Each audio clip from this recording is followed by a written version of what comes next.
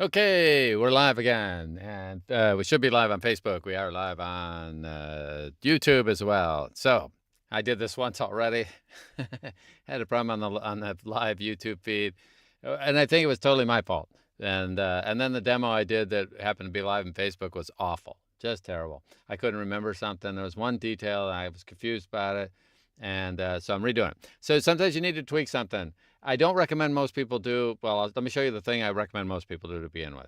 So let's look at some audio here. I have some audio, just single track. I have a music track here. I'm going to have both. Everything's muted except for the audio track. Now, here's what we do 90% of the time. We take a piece of audio, and on an event by event basis, we can grab a drag handle up here and drag it down or up. The drag handles are at the center of every single event. And I'll zoom in there so you can see it even better. There it is. There's a drag handle that is going to be right there. Let me move it over just so it's not in our way. We'll have that right there. All right, you can see that drag handle? You drag that up and down. Now, the dirty little secret is, hey, on any event, even if it's not active, right at the top, there's a line that's sitting there. You can drag it down even when you don't see the drag handle. If the drag handle, if your event is very long, that drag handle could be actually off the window.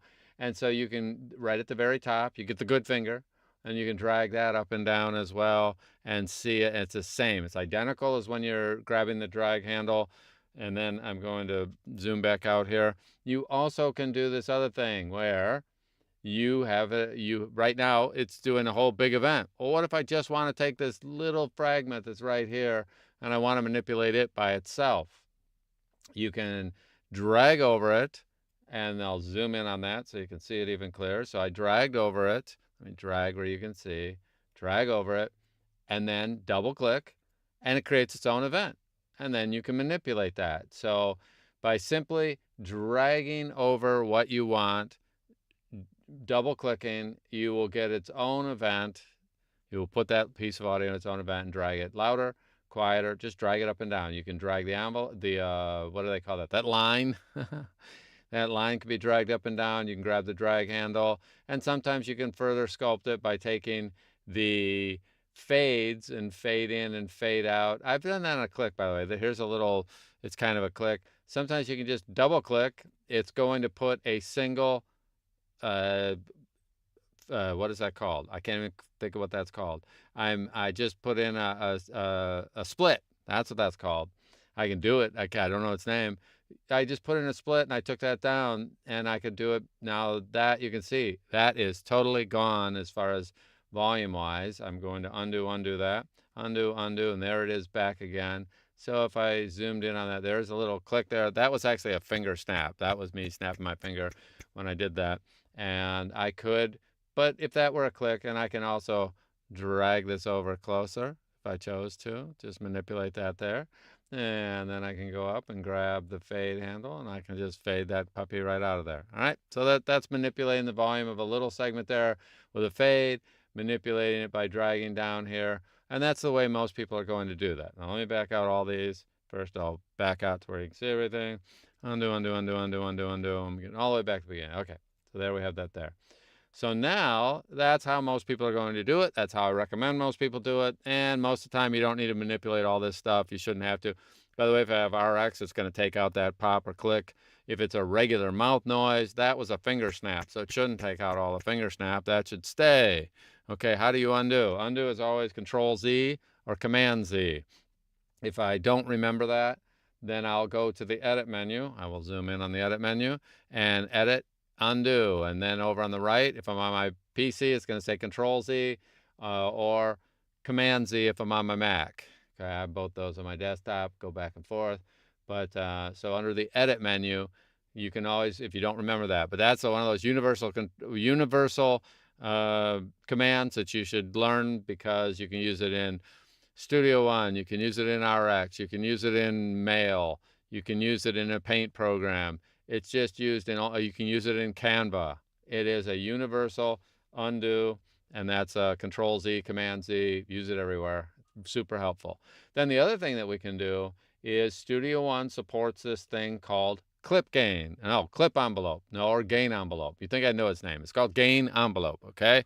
Gain envelope. Hey, Colette. Hey, Doreen. Hey, glad you're there. Oh, you weren't home for the first one. Okay. Well, that was it. The first one was horrible, and I made a mistake, and it didn't play on YouTube or didn't record on YouTube properly, and plus the demo I did was awful. All right, so I deleted it.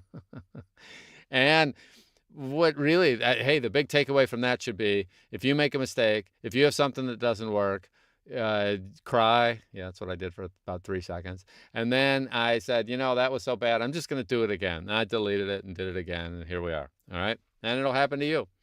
If you do enough of this stuff, you'll make mistakes too. I make them, you make them, who cares? All right. I mean, I do care. I don't want to make mistakes. I'm not trying to waste time, but it happens. All right. Here's the other thing that most people don't know you can do. And I don't recommend this for most situations. This is perfect for music, but if you have it in your back pocket, there are occasions where it will come up, and it is very helpful, and it's a super cool feature, and it's called, we right-click, Gain Envelope. Okay, I think I've said that the name for it about 6 times here wrong, but it's called officially the Gain Envelope, and there's a little checkbox here. Boom. And now, let me change the color, because I think it's just easier if the color is changed on that. So let me change the color on that. Yeah, there we go. There we go. Now it's easy to see my gain envelope that we have showing across this. And it happens to be all the way across. I had divided this up into 3 parts. And so there's an event there, and all 3 of those. And so gain envelope goes across an event. And it's an event by event control. And so once you have that gain envelope, then up here you have the pencil. Let me zoom in on that. So up in the tools at top, you have the paint tool, which also, that looks like a pencil to me, but I guess that's not I don't know what it is, doesn't matter. And then when we switch to that, we have a bunch of options. Well, the first one that I'm going to do is there's a little control at the very bottom right-hand corner of that, and when you click on it, now I am on the freehand tool. What does that mean? I can now take this volume here. I'm going to zoom in a little bit to make it clearer for you. And then I can grab, click, and drag, and I now just change the volume of that little segment. Let me zoom out so you can get some perspective there. It actually, let's see if we can undo all that. We just undid that. Because I have the pencil tool, freehand tool, you can click and drag up and down and quiet and loud. And hey, I can mess up audio faster than any of you ever dreamed of. I just messed that up. And you can go back if you want. You can grab one of these dots. You can add more dots by clicking and doing things, and I can redraw it. And basically, I can be a kid again, right? I can make it sound awful if you hear this. Where it is at all times. It knows this because it knows where it isn't. By subtracting where it is from where it isn't, or where it isn't from where it is, whichever is greater, it obtains a difference or deviation. Yeah, so you hear all that noise come in, because I mean, if you take any audio and you turn it up enough, then plus, hey, I might have been, this was a little demo thing I was doing, and I read this, and I probably didn't have my door closed and all that kind of stuff. Who cares? Anyway, you can see I can manipulate that, and I can take it and just boom, make it. I almost turned it off, and now if I play this, of course, you can barely hear anything because I was dumb and just turned it down. Don't do that. All right, let me undo all that. But you have a bunch of tools available to you, and they will allow you to do different things. Now, the one that I use the most, first off, the line tool is pretty cool. I can do click right here, and I can then drag it up I want, and now it set that for the rest of that clip to what I did with that line. And if I do this, it'll bring it back down. And you have some other tools you can use here. I'll show you in just a minute. But what you can do is the line tool, you can go from point A to point B and put in a fade, and it will slowly ramp up this whole thing until it's crazy loud in this case. Don't do this. This is just too much, but you could do it. Then the other tools you have that I use probably the most is the parabola tool, which is a good tongue twister tool called a parabola. And it allows me to ramp all this up along some sort of curve. So I can do that one this way, and there's a way to invert it and do a bunch of other stuff. You have a whole bunch of tools, and what you really want to do is experiment with the different tools that are here. Now, these other tools that are here up in the next one, the square, triangle, saw, and sine, those are for working with music and sounds, instruments, and things that you want to do. They make 0 sense for manipulating a voice track. It's just no sense. You're going to work on these first three exclusively and forget the rest for right now. Now, if you want to see it, I'll just show you here. I'm going to take and draw. Yeah. And that's going to make the volume go up and down and up and down. And I would spread that out a little bit. And that's what it's doing to my, yeah, it's just a total mess. Okay. So it isn't going to sound like anything. But if I were working a musical instrument, that might make a cool effect that I could use in music. So it's there for the musicians that want to have some interesting sounds, but it doesn't make sense in our case. All right. So you see that. And then let me go back to the freehand tool just so you know. Once I've put in something here, I can go through and I can double click and it'll take out the dots that are there. I can end up with a situation where I can manipulate, add more dots, and go back. What do I need? I put the line tool in there. And then if I'm on this right here, this is where I can go in and double click to take anything out. When I'm in my normal cursor here, I could take out nodes. I can grab one of them and manipulate it. So see, I get the good finger there. Whenever you have the good finger, you know what's going on. You can grab one of these things and you can change where it is. All right, depending on what tools you had selected. It makes things easy, but it also sounds funny. And you usually don't need to do this, but there are special cases where this will come up and it is very helpful rather than re-recording something. Now, I have to admit, the answer most of the time, I'm going to undo a bunch of this stuff. The answer most of the time is re-record. If I'm really trying to do all this manipulation, it's got to be a pretty strange voice, but I sometimes have special things or a background noise and I wanted to take it out and I wanted to preserve this performance for one reason or another. I might have been working with somebody else, or if I have music in there, there are points in music where that makes real sense, that there was a sound in the music that was happening while I'm at a certain spot, and I want to go ahead and take that and bring the music up or bring the music down to have it hit something or get out of the way. There was a cymbal crash or some instrument was playing and right there it had a sound. I might just dip that sound a little bit, and I may actually do something like this where I've manipulated it and I just drop it down a little bit, but I'd go down here into the music track, right click, turn on the gain envelope. And then I might have something, this will be a more realistic situation. I just drop something down because it was in the way, and I may not drop it all the way. I may drop it just a little bit and then grab the ends of this and snuggle her back in here. Something like this. Let me zoom in so you can see that. But you see that I can now grab this and I could make it drop out something. I could accentuate something, but I might want to take the music and be very specific with what it's doing in this specific part. Sometimes I want the end to go up and then go back down. I've had that happen toward the end or the middle. I mean, it could be in any place in the music where you want to manipulate just a little section, and the ability to go in and put in, we got this. I want to take this right here. Let me make this one bigger so you can kind of see what's going on. I may have something in the middle here where I actually want to, this tool is just not enough because I want this, I can have a fade out and a fade in, but I want something that's more specific, and that's not enough.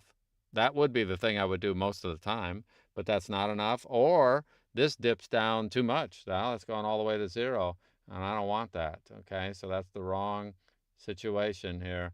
So most of the time, that's what I'm going to do, though. I am going to use this little event, and then sometimes I'll throw in the clip gain on music.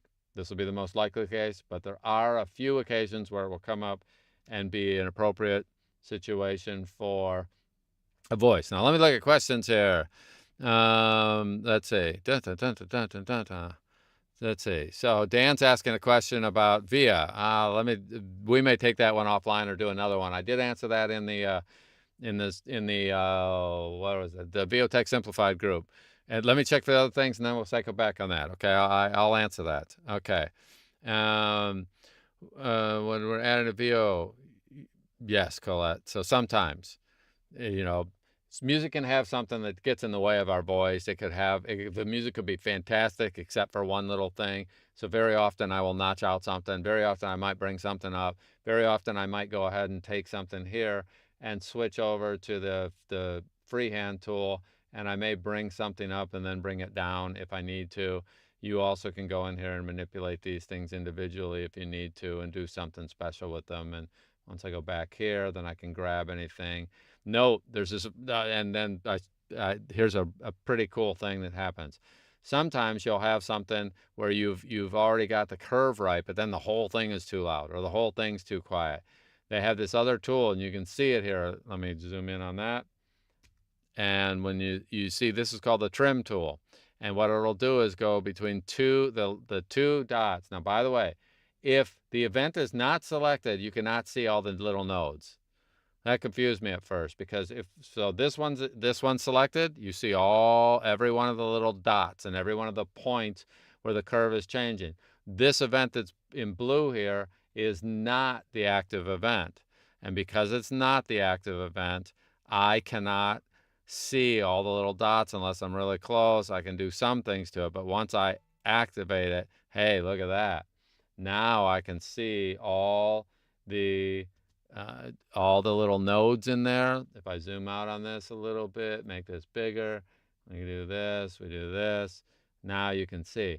So but I have this pretty cool tool. If I have a selection from here to here, then what's going to happen is this trim tool will trim that down right within whatever I have selected. So it just means that after you've created the perfect curve, because sometimes I turn something up or turn it down and then, the whole thing's too quiet. Now you can go ahead and take that little trim tool and grab something, grab an area, select an area, and then you can use the trim tool and it'll take all and leave everything together. So it's a really cool tool. There's a bunch of other functionality with it. You're not going to need it most of the time. Most of the time, most people are, like I've said 14 times here, I should show you there's a bypass. And when I bypass it, it puts it back to the original. So that's handy. Sometimes I want to hear the original. And you can turn off the gain envelope, but all your changes are still there. So if you turn on the gain envelope and you manipulate it, now they're in effect even if you turn off the gain envelope so that visually it's not there. All the clutter isn't there, but you can see none of the audio changed after I turned it off. And if I go in there, turn it on, now if I bypass it, it puts it all back. And then they leave this little indicator that, hey, if you unbypass it, then you'll get this curve in there. It's pretty well done. It's pretty amazing what you can do there, okay? So yeah, that's definitely the case there where we do this and we do this. And let me check for other questions and comments. So yeah, that's good. And then I'm looking at that there. All right, cool. Getting all that. So Dan's asked a question about VIA, and it's not important for a good recording space, but yes, if you're traveling, it's pretty good. Here's the thing. There are some cases in some rooms where it'll probably be spectacular. A lot of times, so my son does a lot of stuff where he's traveling and he needs to do that. So he's insanely good with RX in terms of solving problems with rooms. And sometimes VIA will be plenty to deal with the room reverb and the noise that's in a hotel room. So yeah, if you're traveling stuff, then it's a brilliant tool for that. It's really designed for streamers. So it's like for what I'm doing right now, if I were not in a decent room, then it would be fantastic because one, the overall standards for streaming are pretty low. Note that it's not really designed to produce, studio quality audio. It can be a little bit inconsistent in some cases, depends on the noise, but it's absolutely for $30 worth having in your toolkit because there are cases where you will be in a hotel room and it'll be plenty. It'll totally nail it. But there are places that it will not be as, because it's changing and because it's manipulating everything in real time, there are some times that it won't work as well, but for $30, it's worth having in your toolkit. Absolutely, if you travel a lot. So for those situations, yes. And Larry, thank you for showing up for the redo. The first one was terrible because that was me. Okay, I don't know if it was terrible, but I thought it was really bad. I got done and just laughed at myself. Okay, and I just think everyone else. So you'll have the same thing. The one thing I can't find, I'm drawing a blank on it today. I cannot find how to just reset it and take it all out. But let me see. I'm guessing here. If I highlight the whole thing, I wonder if I control click. Nope. Oh, that took that. That did take it down to 0. Control click took it out. But I thought if I did the whole thing, by the way, control click is resetting them to 0. There has to be a way to select all of them. So whoever knows, if somebody knows, throw it in the comments, okay? You know, so be sure to go ahead and throw a comment in there that reminds me of how to take it all out at once. There is a way. I remember it. I just haven't done it in a while. And I'll throw a comment in there if I figure it out first. But anyway, it's always good. Somebody out there, somebody watching this, you know the secret to get it to go ahead and reset them. And I'm just trying some different things, and I can't get it to do them all at once. All right, but there's a way. So way, even if I don't know it off the top of my head. All right. I hope you guys, I do some recordings for YouTube and want to record at my public library. Yeah, so that would just totally depend on the overall levels and the relative levels. A lot of this stuff has to do with what's the relative level of my voice to what's going on in the background. And how much is that background changing relative to my voice? How quickly is it changing? And then the nature. Some frequencies are just easier for the tools to handle gracefully, and some aren't. And there are some use cases where VIA is just amazing. And there are some use cases where it's like, okay, well, I'm glad I have RX. And if you have both on your machine, first also throw the voice denoiser on that in real time. That can help, but not always. And some people are expecting magic out of all these tools. Having a good space is really the right, the thing that we want. It's not always possible, but it is really the best answer in too many cases, simply because the software is making decisions that you and I wouldn't make, and it will continue to get better and better and better. This is a generation 1 of that technology. So you watch. It's good now, and there are some cases that I've tested it that it's brilliant. And there's some cases I've tested where it's ain't so brilliant, is all I'll say about that, borderline bad. Or just not helpful enough, all right? But it's not designed to give you a studio quality in every case. They would love it to do it. It's just that the technology needs another generation of maturation, and then it will probably handle even more. It's better and better and better and better. All right, let's see. Dun, dun, dun, dun, dun, dun. Studio One continues to amaze. Studio One has so much depth, it's crazy. And we don't need this most of the time. I don't even tell anybody in my Jumpstart courses that this exists, because most people will not run into it. You could go for 2 or 3 years and never need this, and then you'll come up with one case where, hey, this is super handy to have these tools available. And that's true about this and a whole bunch of other tools. So if you have something that you want me to show, be sure to get a hold of me directly. Send me a message. Go ahead and Facebook. It's very helpful if you go out and run it on Facebook and run it on YouTube. Subscribe to the channel. But let me know whatever else I can put on. I'm constantly looking for good content that I can add, and happy you're along on the ride. So hope you have a great weekend. I don't see any more comments where I can go ahead and answer that right now, but your time, your attention, greatly appreciated. Have a fantastic